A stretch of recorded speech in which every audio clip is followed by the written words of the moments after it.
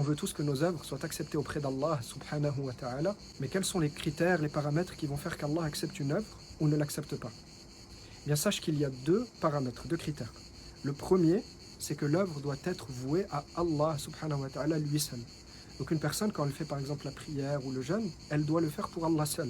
Elle ne doit pas le faire pour obtenir quoi que ce soit de cette vie d'ici-bas.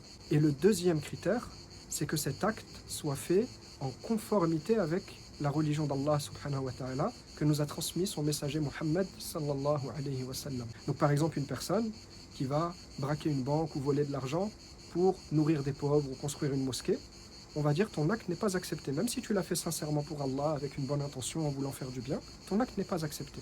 Pourquoi? Puisqu'il n'est pas en conformité avec le cadre qu'a posé l'islam et qu'a transmis le messager Muhammad sallallahu alayhi wa sallam. Maintenant qu'on sait ça, il y a un point très important. C'est que ces deux paramètres, ces deux critères, on les retrouve dans les deux témoignages, les deux attestations par lesquelles on rentre dans l'islam. Lorsqu'on dit « Ashhadu an la ilaha illallah », j'atteste que nul ne mérite l'adoration sauf Allah, eh bien ça c'est le premier critère, le fait qu'on doit faire l'acte pour Allah seul.